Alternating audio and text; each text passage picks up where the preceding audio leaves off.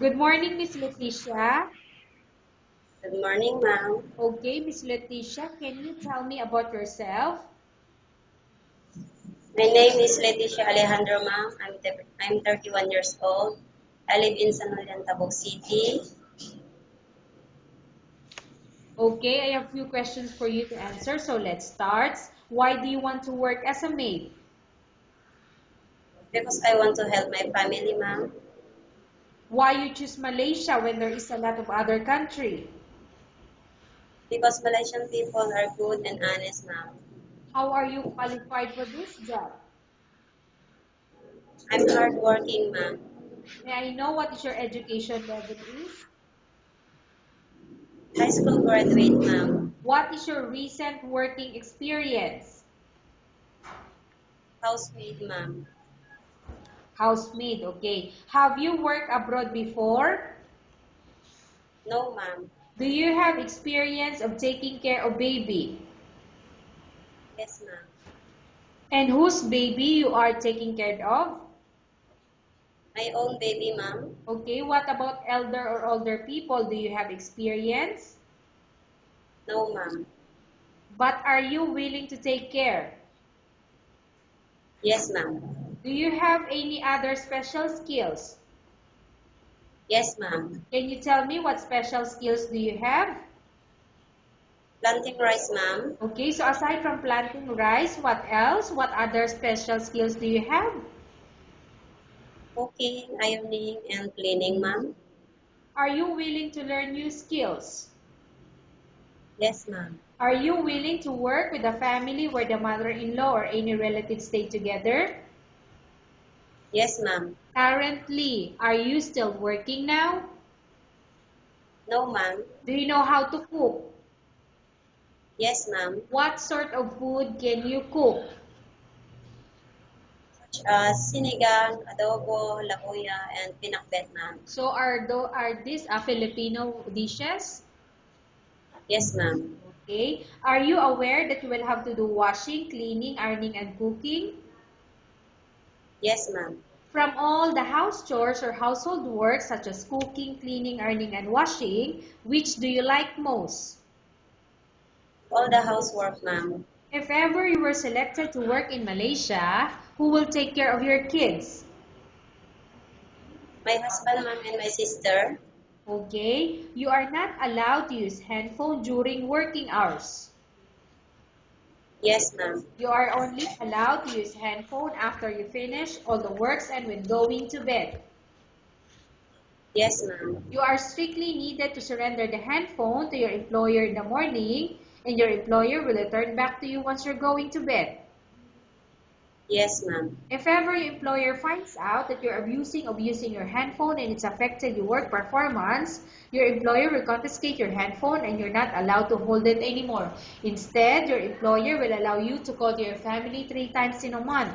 You're only allowed to bring normal phone and you're not allowed to bring smartphone. Are you agreed for the terms and condition? Yes, ma'am. Are you agreed to the rules and regulation for the handphone? Yes, ma'am. How many years is the contract? You can understand. 2 years, ma'am. Can you describe for me your ethics or your attitude? I'm honest and hardworking, ma'am. How can you assure to us that you will work hard in Malaysia? I will finish my contract, ma'am. Can you promise not to use the telephone without the permission of your employer? Yes, ma'am. Can you promise not to put on makeup but to dress properly while work? Yes, ma'am. Can you promise not to invite friends and relatives without the consent of your employer? Yes, ma'am. Can you promise not to ask for advance salary from your employer under any circumstances? Yes, Can you please answer, Miss Leticia? Can you promise not to ask for advance salary from your employer under any circumstances? yes, ma'am. Do you really understand of the rules and regulation of the agency? Yes, ma'am. Do you pay any placement fee for you to come to Malaysia to work as a maid? No, ma'am. Do you have any history of sickness, example breast cancer or any other illness? No, ma'am. Do you suffer from any skin diseases, allergy or physical defect? None, ma'am. Have you suffered from any serious illness? No, ma'am. Do you smoke? No, ma'am. Have you undergone any operation or surgery? Yes, ma'am. Okay, so what type of operation you underwent before? Cesarean, ma'am, when I gave birth. Okay, so what year you underwent cesarean?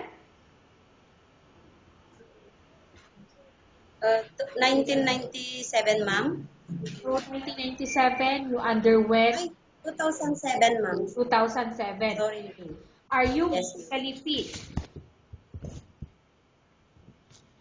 Yes, ma'am.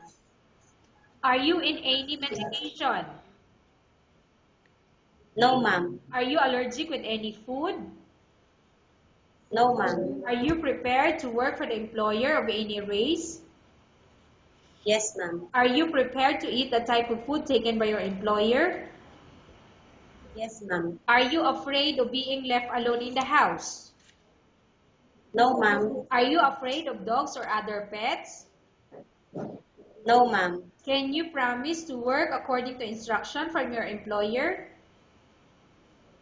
Yes, ma'am. Do you have any immediate family working in Malaysia? None, ma'am. Okay, Ms. Leticia, we have finished our question section. Let's go to case study. I have a case study for you and I want you to answer me truthfully. Upon arrival in Malaysia within 6 months, if ever any of your family members pass away, what will you do? Will you continue to work till finish your contract or you will go back? I will finish my contract, ma'am. Okay, tell us about yourself and why do you want to work in Malaysia as domestic helper? My name is Leticia Alejandro. I'm 31 years old. I want to work in Malaysia because I want to support my family. Okay, Miss Leticia, what do you want to tell to your employer who watching your video? Good morning, ma'am. Good morning, sir. Please help me. I want to work in Malaysia because I want to help my family. And I promise I will finish my contract. Okay, thank you very much, Miss Leticia. We will update your agency if there's any selection made by the employer.